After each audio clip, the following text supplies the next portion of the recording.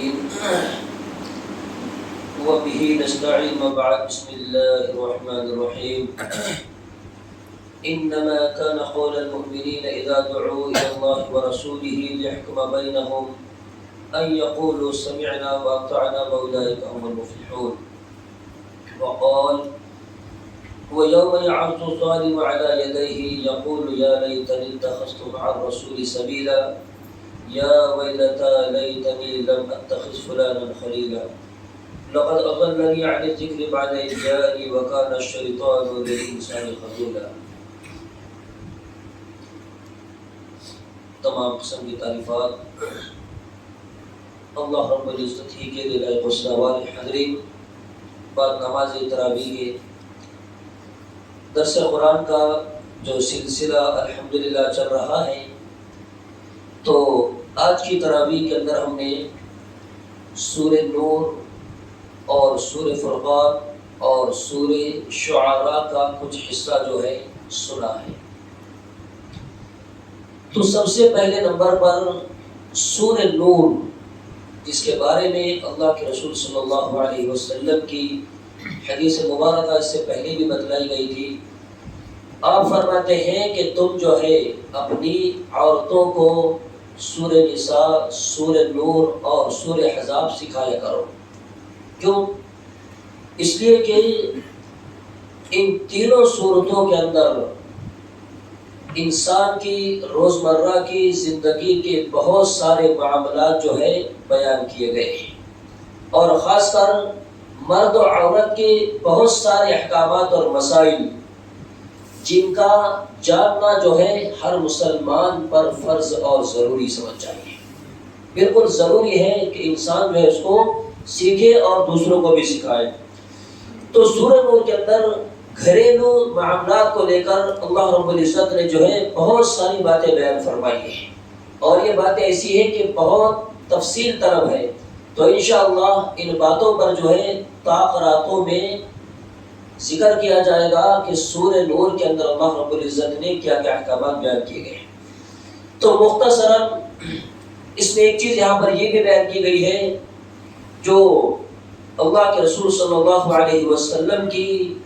مدنی زندگی کا سب سے بھیانک اور خطرناک دن، جس میں اما عائشہ صدیقہ رضی اللہ تعالی عنہا پر منافقوں نے جو ہے بہتان لگایا تھا، تہمت لگائی تھی کہ اما عائشہ صدیقہ رضی اللہ تعالی عنہا سے جو ہے ایسا ایسا گناہ سرزد ہو گیا ہے. تو اللہ رب العزت نے ان کی سرزنش کی اور مومنوں اور مسلمانوں کو جو ہے تسلی دی، اور اس کے بعد میں تقریباً 48 دنوں کے بعد جو ہے اللہ کے رسول صلی اللہ علیہ وسلم پر آپ رضی اللہ تعالی عنہ کی براءت نازل ہوئی. تو 48 دن چونکہ اللہ کے رسول مسلسل جو ہے پریشان تھے. وہ پریشانی کا عالم اتنا بھیانک تھا کہ آپ صلی اللہ علیہ وسلم کو کچھ سجائے نہیں دے رہا تھا. اور ظاہر سی بات ہے، اتنا بڑا الزام مومنوں کی ماں اما عائشہ صدیقہ رضی اللہ تعالی عنہا پر جو لگا تھا، اللہ کے رسول صلی اللہ علیہ وسلم جو ہے اس میں بہت زیادہ پریشان رہے. تو اس کی تفصیل انشاءاللہ تاخراتوں میں بیان کی جائے گی. یہاں پر جو آیت کریمہ تلاوت کی گئی، جس کا تعلق اللہ کے رسول صلی اللہ علیہ وسلم کی اتباع اور پیروی سے جوڑا گیا ہے کہ ایک مومن اور مسلمان جو اللہ اور اس کے رسول صلی اللہ علیہ وسلم کے نام پر اپنی زندگی بسر کر رہا ہے، تو کیا اس کا صرف زبان سے یہ کہہ لینا کہ میں اللہ اور اس کے رسول صلی اللہ علیہ وسلم کا ماننے والا ہوں، ان کا فرما بردار ہوں، میں متبع سنت ہوں، کیا زبان سے کہہ دینا کافی ہے، یا پھر اس کے لیے وہ شرائط اور وہ احکامات لازمی ہیں جو قرآن و سنت کے اندر بیان کیے گئے ہیں؟ تو یہاں پر بتلایا گیا انما کان قول المؤمنین اذا دعوا الی اللہ ورسولہ لیحکم بینہم. مومنوں کی شان یہ ہونی چاہیے. مومن کیسا ہونا چاہیے؟ اللہ نے اس کو بیان کیا ہے کہ مومنوں کی شان تو یہ ہونی چاہیے کہ جب انہیں اللہ اور اس کے رسول صلی اللہ علیہ وسلم کی طرف بلایا جائے، لیحکم بینہم، تاکہ ان کے درمیان میں جو ہے فیصلہ کیا جائے۔ فیصلہ کسی بھی معاملے کا فیصلہ، اور اس سے ایک مسلمان کی پوری زندگی جڑی ہونی چاہیے، چاہے وہ جس بھی طرح کا فیصلہ ہو، اس کا کھانے کا معاملہ ہو، اس کے کاروبار کا مسئلہ ہو، اس کے سونے جاگنے کا معاملہ ہو، اس کے عبادات کا معاملہ ہو، اس کی زندگی کا کوئی بھی معاملہ ہو، اس معاملے میں اگر اللہ اور اس کے رسول صلی اللہ علیہ وسلم کی طرف سے کوئی فیصلہ کرا جائے، کوئی حکم اس کو سنا دیا جائے کہ یہ جو ہے اللہ اور اس کے رسول صلی اللہ علیہ وسلم کا آخری فیصلہ ہے، جب اس کو معلوم ہو جائے کہ نہیں یہ قرآن و سنت کا فیصلہ ہے، نہیں یہ میری زندگی میں اس طرح نہیں بلکہ اس طرح ہونا چاہیے، میری نماز ایسی ہونی چاہیے، میرا روزہ ایسا ہونا چاہیے، میرے روزمرہ کے معاملات ایسے ایسے ہونے چاہیے، جب اس کو یہ ساری چیزیں بتلائی جائے تو اس کا کام کیا ہونا چاہیے؟ ان یقولوا سمعنا واطعنا، ہم نے سن لیا اور اب ہم جو اس کو ماننے والے بھی ہیں۔ تو اس معاملے میں دنیا کے کسی بھی انسان کی دو رائے نہیں ہو سکتی۔ ایک طرف اللہ اور اس کے رسول صلی اللہ علیہ وسلم کسی فیصلے کو لے کر اس کے سامنے آئے اور وہ انسان جو ہے اس فیصلے سے جی چرائے، اس فیصلے کے معاملے میں اپنی رائے کو پیش کرے، اس فیصلے کے حق میں جو ہے اپنی خواہشات اور اپنی مرضی کو یا اس کے علاوہ دنیا کی کسی بھی شے کو آڑی اگر لے کر آتا ہے تو یوں سمجھ لیجئے کہ ایسے انسان کا ایمان جو ہے مکمل نہیں ہو سکتا۔ جو مسلمان اللہ اور اس کے رسول صلی اللہ علیہ وسلم کی تعلیمات سے منہ موڑے، تو ان یقولوا سمعنا واطعنا، ہم نے سن لیا اور ہم فرما برداری کرنے والے ہیں، واولئک هم المفلحون، اور اللہ نے ایسے ہی خوش نصیبوں کے بارے میں کہا کہ یہی لوگ جو ہے کامیاب ہونے والے ہیں۔ اب اس آیت کریمہ کی روشنی میں اگر ہم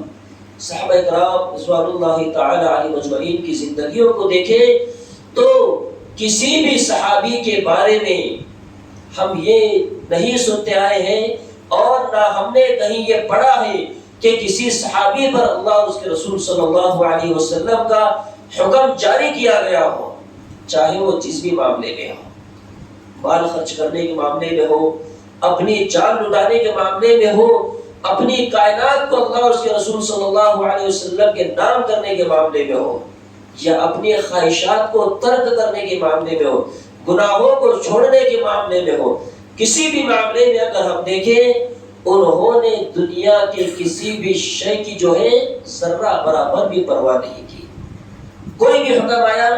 اور فوراً اپنے آپ کو جو اللہ کے رسول صلی اللہ علیہ وسلم کے سامنے پیش کر دیتے ہیں۔ کیوں؟ اس لیے کہ انہیں معلوم تھا کہ ہماری دنیا اور آخرت کی کامیابی جو ہے اسی کے اندر چھپی ہوئی ہے۔ اور اس سے اگلی سورہ کے اندر اس شخص کا حال بیان کیا گیا ہے جس نے اللہ کے رسول صلی اللہ علیہ وسلم کی سنتوں سے، آپ صلی اللہ علیہ وسلم کی اتباع سے جو ہے منہ موڑا ہوگا۔ فرمایا وَيَوْمَ يَعَضُّ الظَّالِمُ عَلَى يَدَيْهِ يَقُولُ يَا لَيْتَنِي اتَّخَذْتُ مَعَ الرَّسُولِ سَبِيلًا۔ کل قیامت کے دن کا حال اللہ بیان کرتے ہوئے کہتا ہے کہ اس دن جو ہے ظالم لوگ جو ہے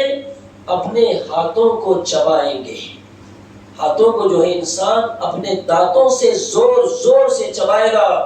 اور کہے گا یا لیتنی اتخذت مع الرسول سبیلا، اے کاش میں جو ہے رسول کے راستے کو اختیار کر لیا ہوتا۔ تو جس نے رسول کے راستے کو اختیار نہیں کیا وہ قرآن کی نظر میں جو ہے ظالم ہے۔ ایسا ہی ظالم جو ہے اپنے ہاتھ کو چبائے گا جس نے رسول اللہ صلی اللہ علیہ وسلم کے راستے کو اختیار کرنے کے بجائے اپنی منمانی زندگی گزاری ہوگی، یا پھر رسول کے راستے کے علاوہ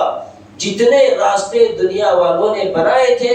ان راستوں کو اختیار کر کے اس نے انہی راستوں میں اپنی نجات سمجھی، اسی پر اپنی زندگی گزاری، اسی ہر درمی کے اندر وہ رہ کر جو ہے قرآن و سنت سے غافل رہا، ایسا ظالم شخص جو ہے کل قیامت کے دن اپنے ہاتھوں کو چبائے گا۔ یا ویلتا لیتنی لم اتخذ فلانا خلیلا، اے کاش کہ میں جو ہے فلاں کو اپنا دوست نہ بنایا ہوتا، فلاں دوست کی میں نے پیروی نہ کی ہوتی، فلاں کے راستے پر میں نہ چلا ہوتا، بلکہ اگر میں رسول کے راستے پر اگر چل جاتا تو آج مجھے جو ہے یہ ذلت اور رسوائی والا دن جو ہے دیکھنا نہ پڑتا۔ لقد اضلنی عن الذکر بعد اذ جاءنی، اللہ کا ذکر میرے پاس آنے کے باوجود جو ہے مجھے اس دوست نے اللہ کے ذکر سے جو ہے محروم رکھا، مجھے گمراہ کیے ہوئے تھا۔ تو یہ انسان کی بے بسی کا عالم بتلایا گیا ہے کہ جو بھی انسان اللہ اور اس کے رسول صلی اللہ علیہ وسلم کی تعلیمات سے اعراض کر کے اپنی منمانی زندگی گزارتا ہے تو گویا وہ اپنی دنیاوی زندگی کے اعتبار سے جس بھی مقام پر ہو، اس کے پاس چاہے پوری دنیا کی دولت کیوں نہ ہو، اگر اس کے پاس میں اللہ اور اس کے رسول صلی اللہ علیہ وسلم کی بتلائے ہوئے احکامات پر عمل نہیں ہے اور اس نے ان دونوں راستوں کو چھوڑ کر کسی اور راستے کو اختیار کیا ہوا ہوگا تو ایسا انسان جو ہے دنیا میں بھی ناکام ہوگا اور آخرت میں بھی وہ ناکام کر دیا جائے گا۔ تو اللہ تعالیٰ سے ہم دعا کرتے ہیں، الہ العالمین قرآن و سنت کا جو راستہ تو نے ہم کو دکھلایا ہے اللہ پوری ایمانداری سے اور اپنی نفسانی خواہشات کو کچلتے ہوئے ان دونوں راستوں پر صحیح ڈھنگ سے جمے رہنے کی ہم تمام کو توفیق عطا فرمائے۔ اللہ رب العالمین جب بھی قرآن و سنت کا کوئی بھی فیصلہ ہم سنیں بلا کسی تاخیر اور بلا کسی چوچرا کے اس پر عمل کرنے کی ہمیں توفیق عطا فرمائے۔ آمین۔ واخر دعوانا